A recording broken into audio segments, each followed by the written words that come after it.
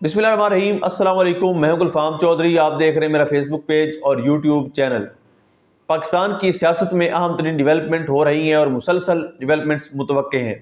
यकीनी तौर पर जो पाकिस्तान के हालात हैं वो यकसर बदलने जा रहे हैं और बड़ी बड़ी तब्दीलियाँ मुतवक्के हैं।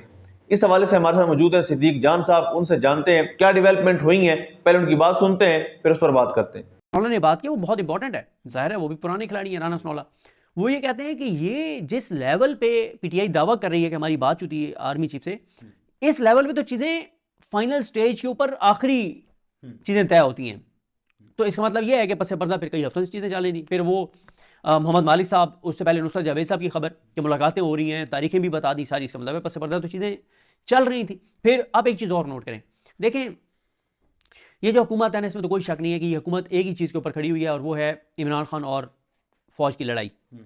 इसी के ऊपर खड़ी हुई है ना। बिल्कुल ऐसे ही है। इसलिए इनसिक्योर हैं। इन्हें पता है जिस दिन इस्टेब्लिशमेंट ने इस चीज़ को एक्सेप्ट कर लिया कि इमरान खान की हकीकत है और चीज़ें नहीं चल पा रही, उस दिन हम गए, उस दिन हम गए।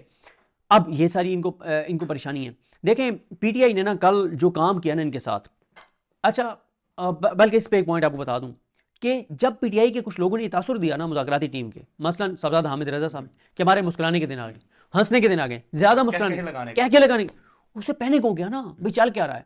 देखें असद चौधरी साहब, हुकूमतों को जिन्होंने हुकूमतें की हैं ना, उन्हें पता होता है कि हुकूमत कितनी बेखबर होती है। ख्वाजा आसिफ ने इमरान खान के दौर में खड़े होकर कहा हुकूमत को पता ही नहीं होता कि चल क्या रहा है। और मैं आपको बताऊं, कहीं और नहीं जाते, हम अपनी बात करते हैं। जब मुतअद्दिद मरतबा वो तज़किरा कर चुके हुए हैं, इमरान खान की हुकूमत जा रही थी, सिंध हाउस का मामला हो और इस्टेब्लिशमेंट के बड़े जितनों से हमारी बात हो रही थी सब कह रहे थे कि इमरान खान की हुकूमत कहीं नहीं जा रही, ठीक है। और इस्टेब्लिशमेंट उसको कहती थी कि इमरान खान 10 साल के लिए। फिर क्या हुआ, आप सुन रहे थे अभी राना स्नोला साहब को किसी प्रोग्राम में, शायद काशिफ वासी साहब के प्रोग्राम में, उनके प्रोग्राम में कहते हैं ना राना स्नोला साहब के ट्रंप की जो इस तरह से शख्सियत है, कोई पता नहीं हंस के कह रहे थे कि वो वो भी बोल दें, ट्वीट कर, हाँ ट्वीट कर दे। देखें पीटीआई ने ना कल जो सरप्राइज़ दिया ना इनको, वो ये दिया कि एक तो पीटीआई ने देखें जो ये पहली मरतबा जो है वो इंग्लिश में जो एक मुज़ाकरात की उन्होंने दिया है, बल्कि नून लीग और मेरे लिए तो हमेशा से ही मसला होता है, इंग्लिश में कोई चीज़ आ जाए तो हमें फिर ट्रांसलेट करनी पड़ती है, तो या करवानी पड़ती है।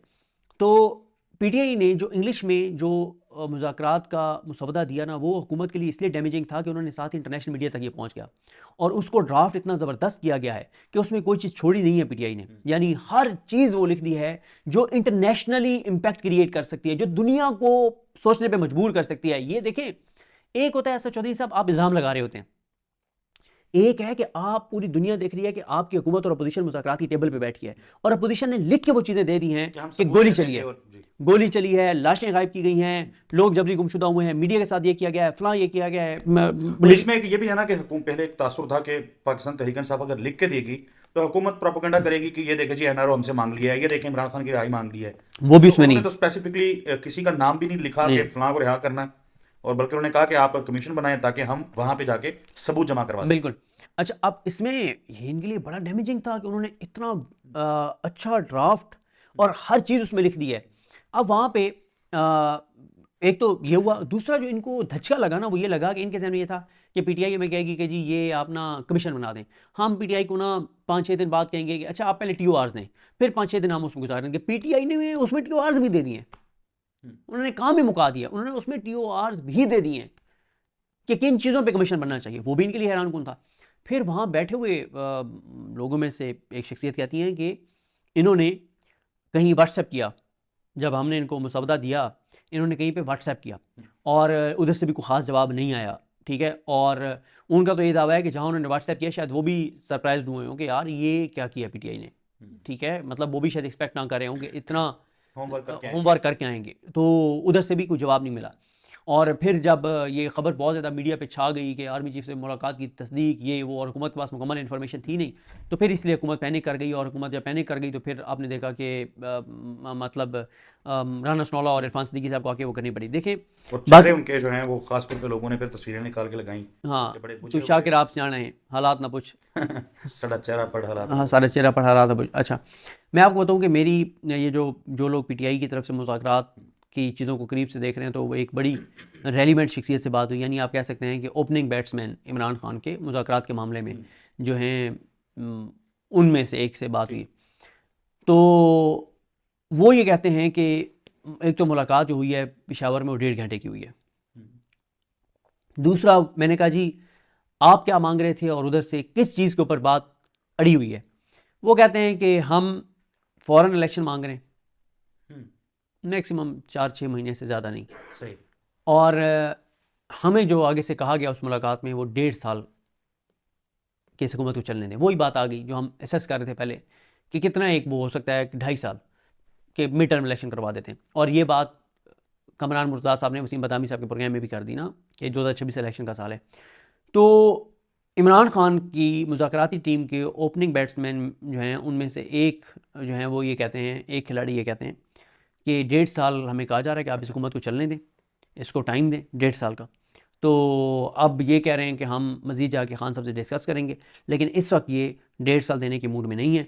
अब क्या होगा कैसे होगा ये अल्लाह की ज़ात बेहतर जानती है। लेकिन डेवलपमेंट्स बहुत तेज़ी से हो रही हैं। अब या तो ये कोई इतना बड़ा ट्रैप है, इतना बड़ा ट्रैप है कि पीटीआई जो है ना वो अगले को 6 महीने नहीं उठ सकेगी इस ट्रैप में से गिरने के बाद, या इतना कुछ तेज़ी से बदल रहा है कि नून लीग अगले 6 साल नहीं उठ सकेगी।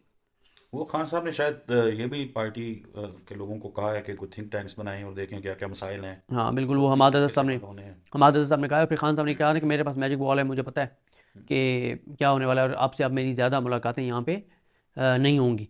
तो इसका मतलब ये है देखें, अगर आप इसको इस पैराए में देखें कि अगर आज इमरान खान कन्विक्ट हो जाते हैं, अगर हो जाते हैं 1 महीने के अंदर अंदर सज़ा मुअत्तल हो जाएगी हाई कोर्ट से। और इसी 1 माह में 9 मई के जितने केसेस में इमरान खान की वो ज़मानतें, अगले हफ्ते उनकी ज़मानतें हो जाएंगी। 8 मुकदमात 9 मई के लाहौर वाले और पिंडी वालों में भी हो जाएंगी। तो पीछे अभी तक तो किसी और केस में गिरफ्तारी नहीं हो कि गिरफ्तार हो रखना चाहें तो उनके लिए क्या मसला है।